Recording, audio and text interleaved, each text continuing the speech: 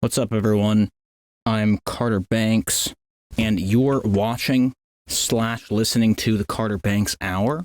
Pardon my haircut right now. I'm kind of all scruffled up because it's very hot in this closet, and there's only so much I can do to upkeep appearances. So yeah, here we go. Also, before I get started, if you want, I'll do one of those things that other YouTubers do where they're like, but before, if you haven't listened to all 29 of the other chapters preceding this, then you should listen to those right now at the playlist in the description.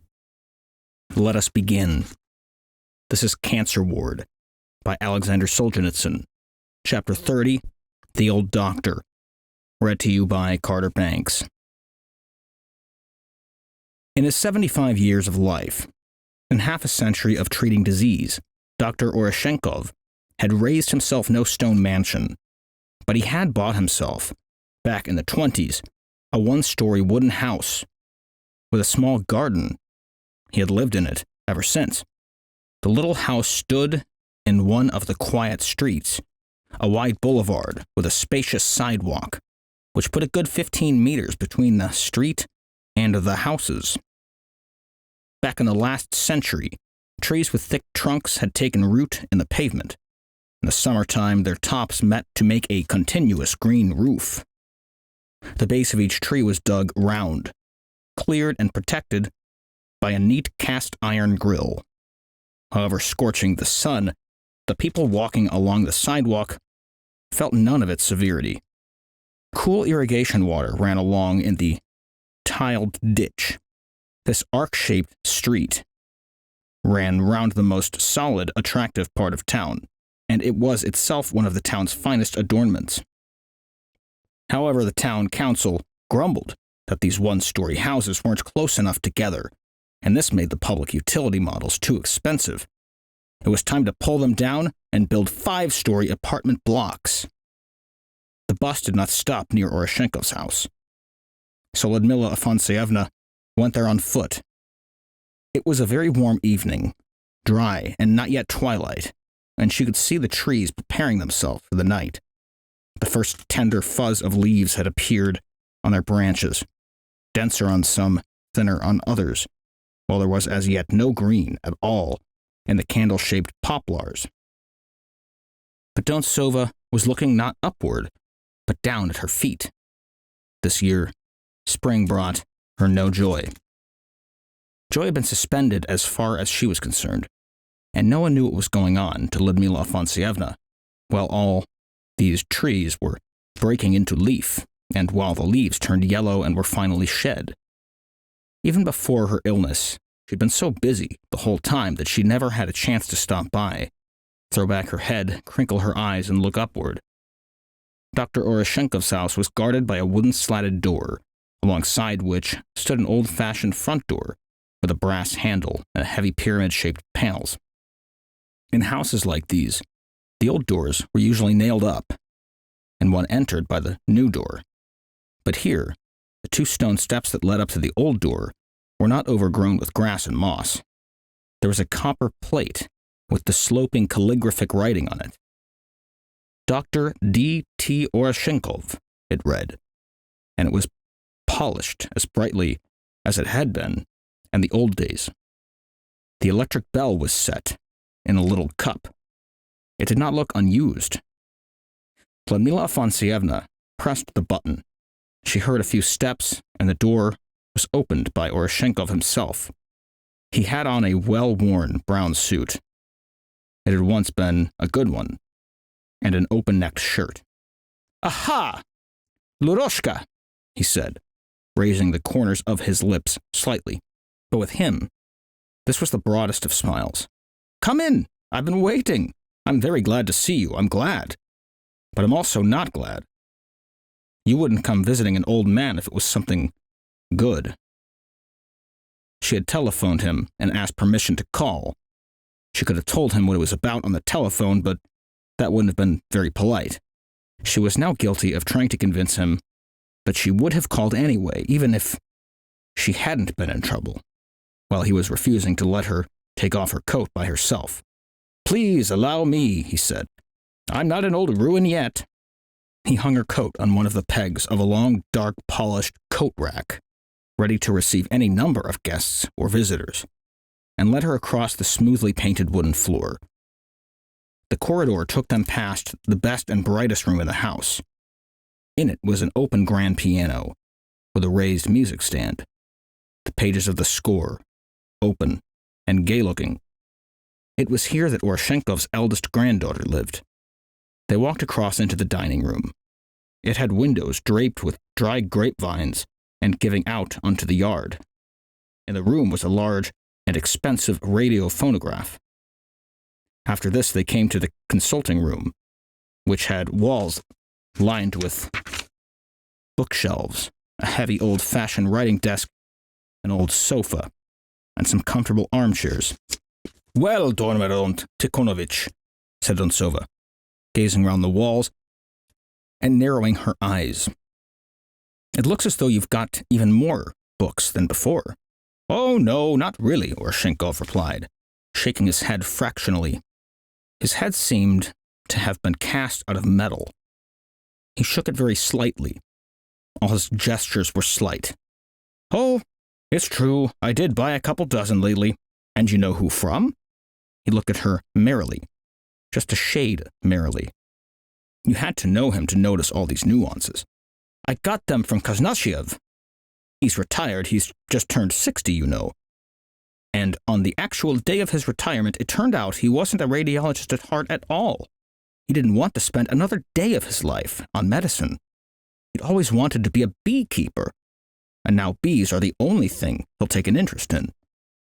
How do these things happen, do you think?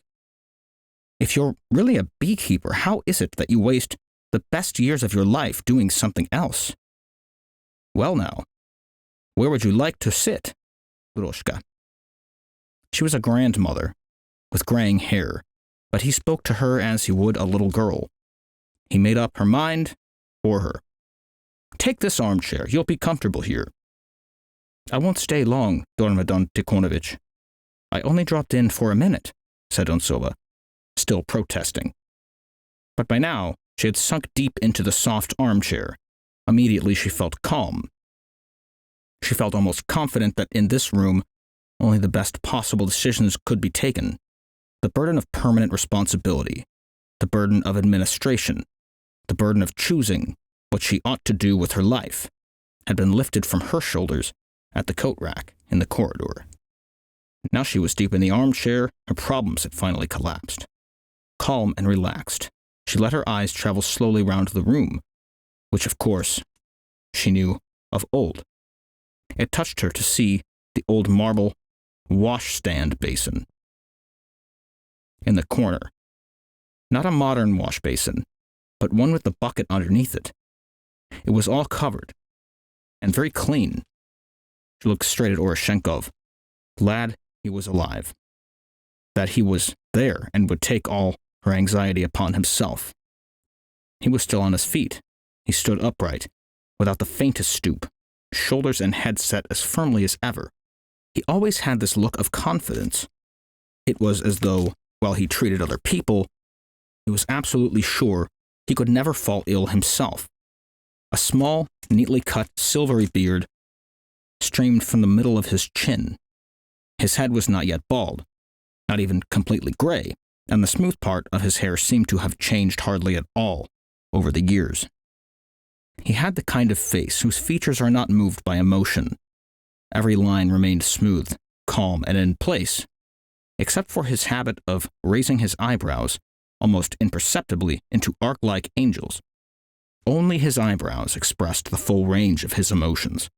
"If you'll forgive me, Laroshka," he said, "I'll sit at the desk. It's not that I want it to look like a formal interview. It's just that I'm used to sitting there. It would be a miracle if he hadn't been." It was to this room that his patients had always come, frequently at first, almost every day, then more rarely. But they still came, even now. Sometimes they would sit through long, painful conversations on which their whole future depended. As the conversations twisted and turned, the green baize of the table, outlined by the margins of the dark brown oak, might engrave itself on their memories for the rest of their lives. So might the old wooden paper knife and the nickel-plated spatula, which helped him see down throats, the flip-over calendar, the ink pot under its copper lid, the very strong tea he drank, the color of deep claret, which grew cold in the glass.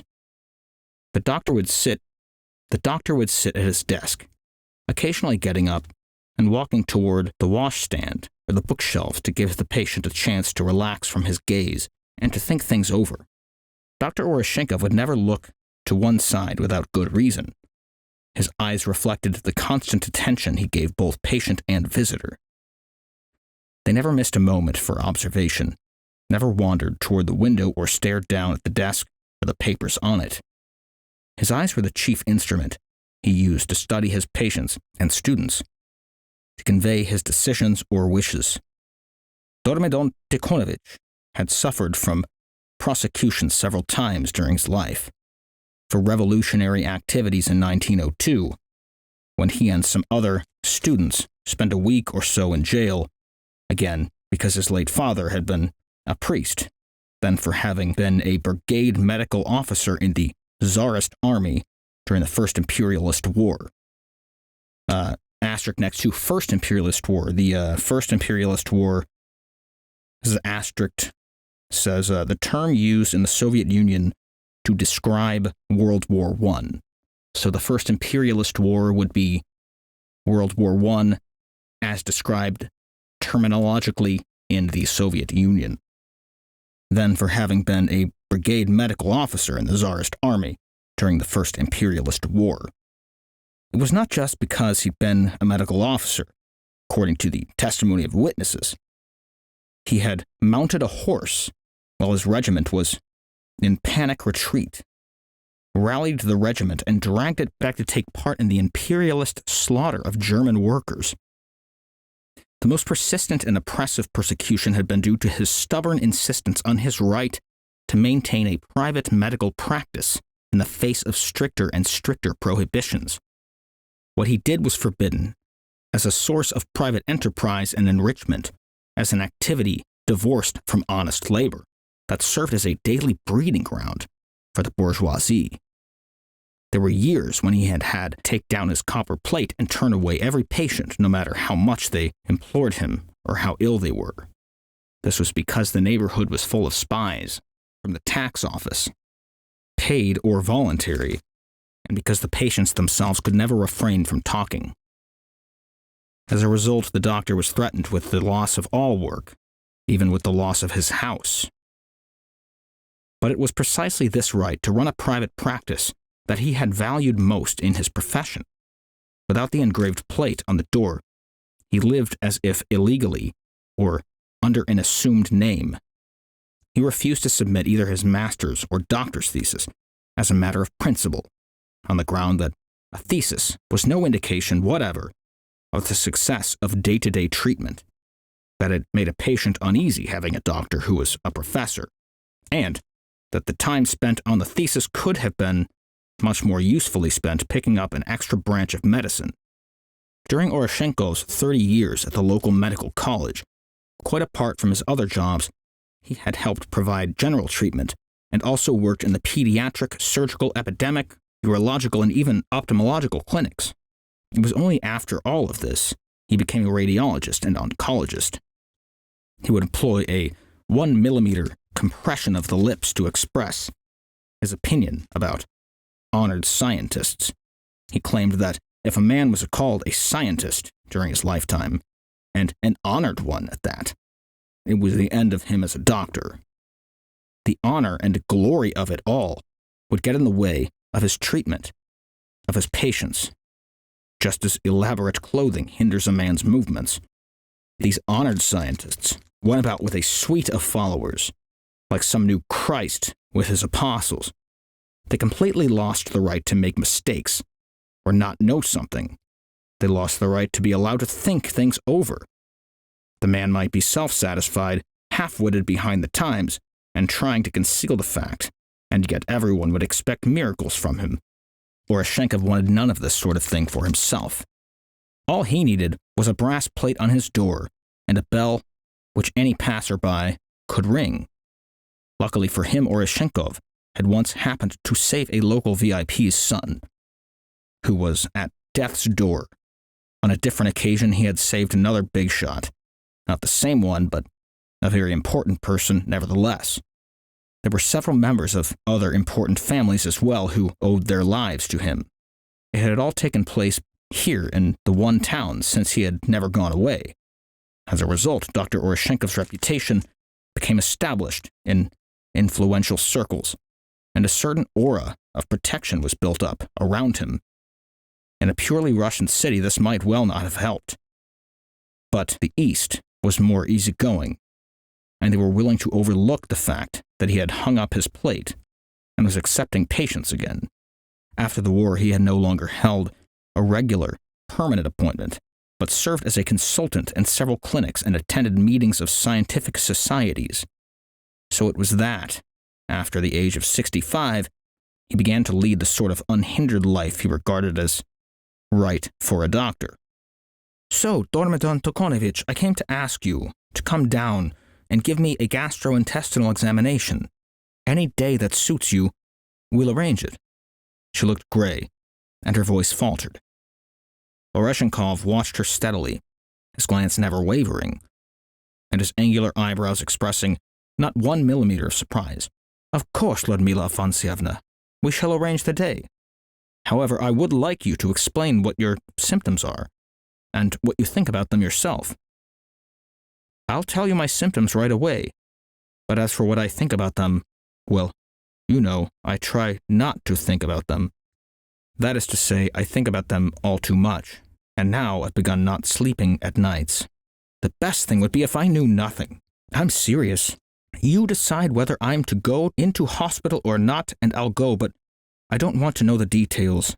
If I'm to have an operation, I would rather not know the diagnosis. Otherwise, I'll be thinking the whole time during the operation, what on earth are they doing to me now? What are they taking out now? Do you understand? Whether it was the size of the armchair or the way her shoulders sagged, somehow she no longer looked a big, strong woman. She had shrunk. Understand? Well, perhaps I do understand, Luroshka. But I don't share your opinion. Anyway, why is an operation your first thought? Well, we have to be ready for... Why didn't you come earlier then? You of all people. Well, you see, Dormidon Tikhonovich, Dontsova sighed. That's the way life is, one whirl after another. Of course, I should have come earlier. But you mustn't think I've let it go too far. She had regained her brisk, business-like way of talking.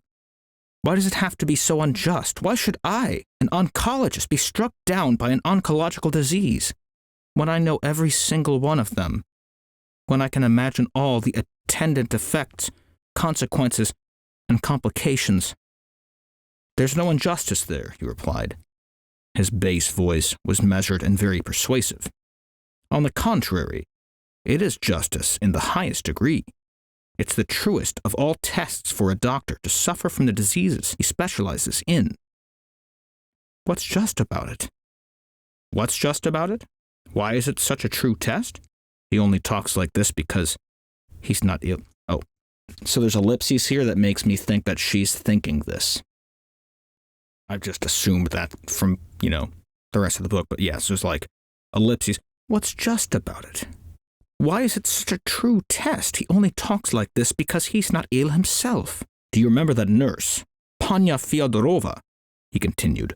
She used to say, "Oh dear, why am I being so rude to the patients? It's time I went in as a patient again." I never thought I'd take it so hard, said Dontsova, cracking her interlocked fingers. Yet in these few moments, she had felt much less anguish than during recent weeks. So what have you observed in the way of your symptoms?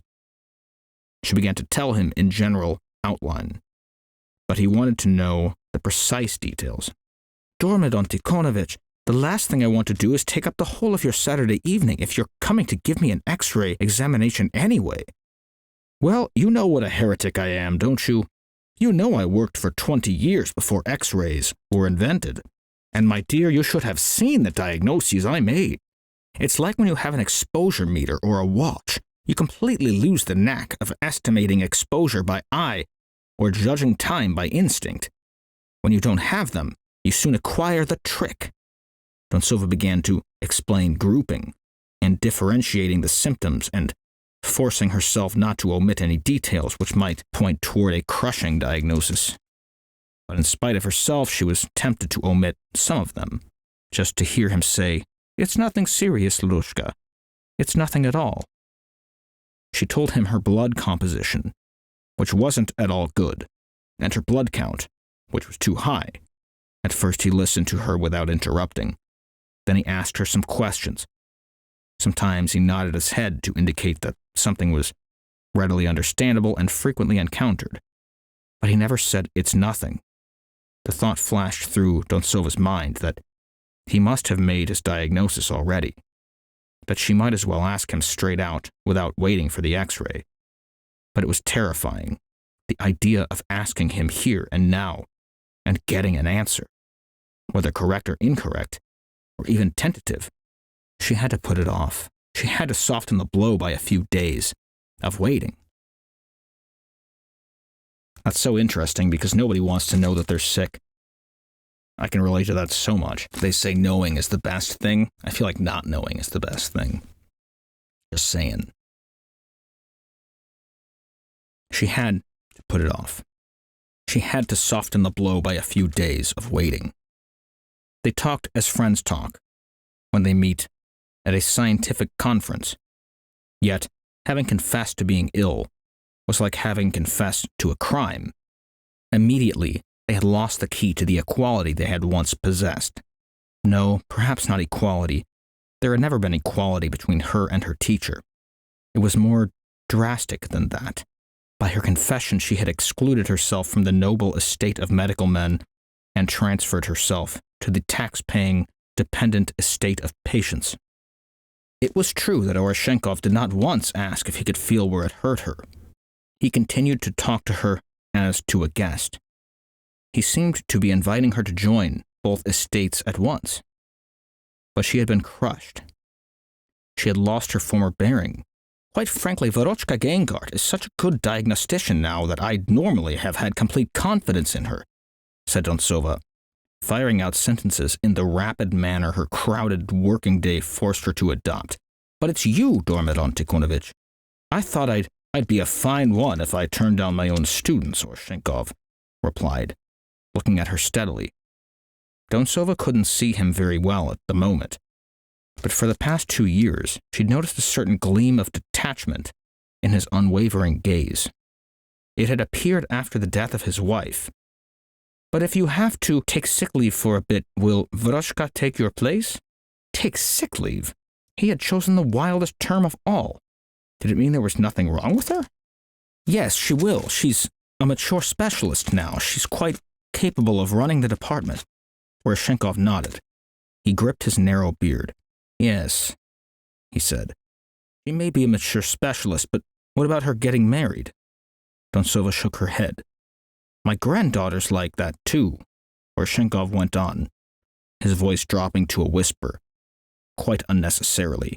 She can't find anyone right for her. It's a difficult business. The angles of his eyebrows shifted slightly to register his concern. He made a point of insisting there would be no delay. He would examine Dontsova on Monday. Why was he in such a hurry?